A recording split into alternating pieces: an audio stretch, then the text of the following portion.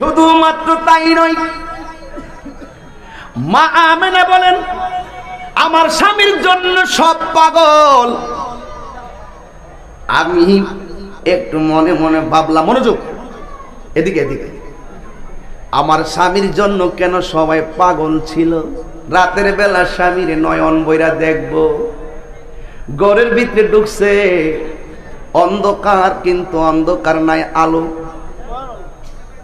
মা আমেনা বলেন আমি দেখলাম চাঁদের আলো নাই, সূর্যের আলো নাই, অন্য কোন আলোর বিকল্প ব্যবস্থা নাই, কিন্তু আমি তাকায়া দেখলাম যে আলোটা আসতেছে এটা আমার স্বামীর কপাল মোবারক দিকে আসতেছে, একেবারে নূরে ঝলমল করে।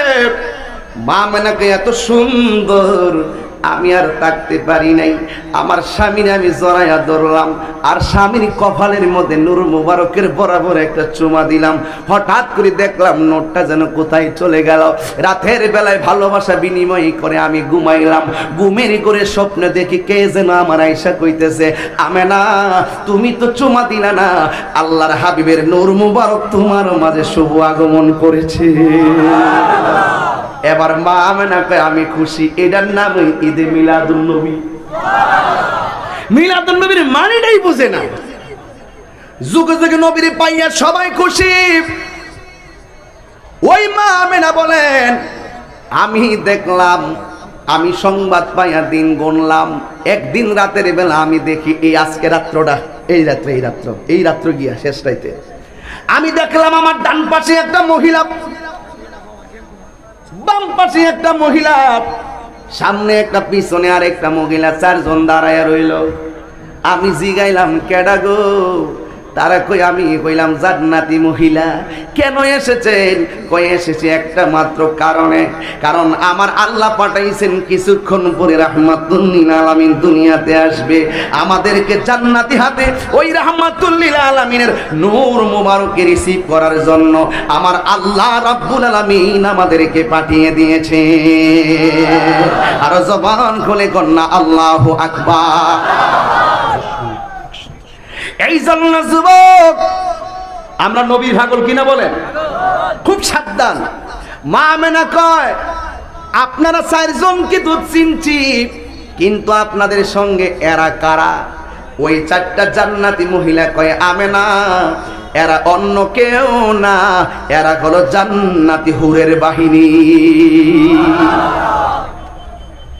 এরা হইল হুর। এরা কি? হুর আসছে নবীর শুভ আগমনে, জান্নাতি চারটা মহিলা আসছে নবীর শুভ আগমনে।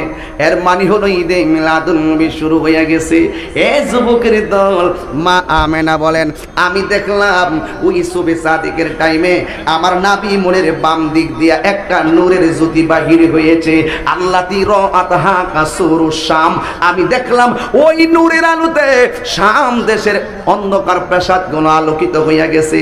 একটু পরে আমি আমার সামনে তাকাইলাম, সামনে যেই মাত্র তাকাইলাম, সামনে তাকাইয়া দেখতেছি সদ্যজাত একটা নূরের পুতুল। কেন তাহিরি নবী নবী করে, কেন ফানি উমদার মানুষ নবী নবী করে?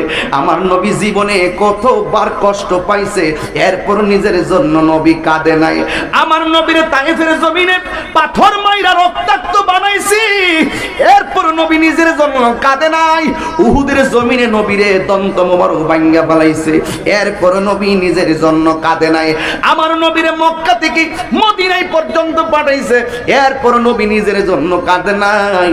মা আমেনা বলেন আমি দেখলাম সদ্যজাত একটা নূরের পুতুল নাকটারে কপালটারে জমিনে লাগাইয়া উম্মতি উম্মতি বইলা কাঁদতেছে। আর জবান খুলে কন্যা আল্লাহু আকবার।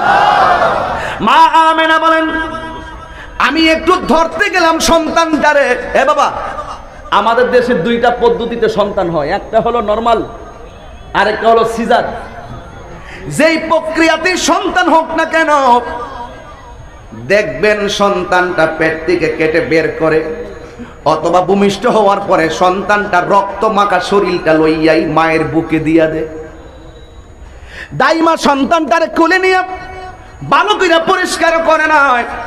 আবার সিজারে যারা হয় এদের কেউ দেখবেন তুলা দিয়া মুড়াইয়া অথবা এমনি নিয়ে মায়ের বুকের মধ্যে রেখে দেয়। কেন জানেননি? কারণ মা বলে সেটা হলো মায়ের বাসার কথা, আমার কথা না। কারণ আমার জীবনটা দিয়া দিলেও মায়ের প্রসবের সময় ব্যথার কষ্ট আমি বুঝবো না, আমার বোঝার ক্ষমতা সেটা নাই। কোনো মাকে জিজ্ঞাসা কইরো বাচ্চা হওয়ার পরে তোমার কোলের ভিতরে যখন সন্তানটা দেয় তোমার অনুভূতি কি? এবার মা ডাক দিয়ে বলবে, খোদার কসম করে বলি, হাজার হাজার পাহাড় পরিমাণ কষ্ট আমার সন্তানটার বুকের মধ্যে নিয়ে আমি সেকেন্ডের ভিতরে এই প্রসব বেদনা আমি ভুলে যাই। আর জবান খুলে কোন আল্লাহু আকবার। এই জন্য মা আমেনা যিনি রহমাতুল লিল আলামিনের মা, তিনি সন্তানটারে ধরার জন্য গেলেন। জান্নাতি মহিলাগুলো ডাক দিয়ে বলেন, মা এই মুহূর্তে দুনিয়ার হাতে সন্তানটাকে ধরা যাবে না। এবার মা আমেনা বলেন, যেহেতু আমার সন্তান আমার মাঝে আসা কুদরতি, আবার দুনিয়াতে আসাও কুদরতি। দুনিয়ার সন্তান যেমনি আসে আমার সন্তান এমনিতে আসে না, যেমনি পেটে যায় আমার সন্তান এমনি যায় না। ও পৃথিবীর মানুষ, আমি যখন দেখলাম আমার সন্তানটা উপরে নিয়ে গেল, হঠাৎ করে দেখলাম আমার সন্তানটা আবার আমার দোলনার মধ্যে ফিরাইয়া দিল। খোদার কসম করে বলি, আমার সন্তানটার গায়ের ভিতরে দেখলাম জান্নাতি জামা দেখা যায়। আর জবান খুলে কোন আল্লাহু আকবার। শুধুমাত্র তাই নয়, জান্নাতি জামাই শুধু দেখা যায় না। মা আমেনা বলেন, আমি দেখলাম আমার সন্তানের ওই চোখের গোড়ার ভিতরে অনেকগুলা সুরমা লাগানো আমার সন্তান।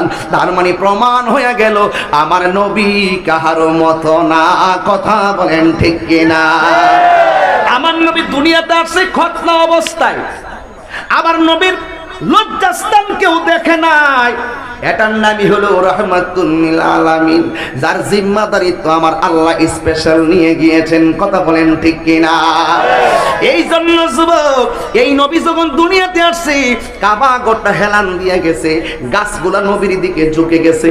নবী যখন রাস্তা দিয়া যায় আকাশের মেঘমালা নবীর ছায়া দেয়।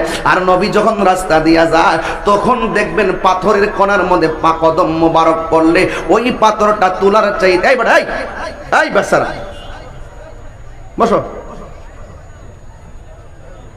আমার নবী যখন পাথরের মধ্যে কদম মোবারক রাখতেন ওই পাথরটা তোলার মতো নরম হয়ে যেত। আমার নবীজি দেখেন নবীর শান। মুসা নবী তুর পাহাড়ে জুতা নিয়ে উঠতে চাই, আল্লাহ ডাক দিয়ে বলে, মুসা জুতা নিয়ে উঠা যাবে না। আর আমার নবী আর সাজিমের মধ্যে যায় জুতা মোবারক খুলতে চাই, আমার আল্লাহ বলে, বন্ধু জুতা মোবারক খোলা যাবে না। আর আল্লাহু আকবার।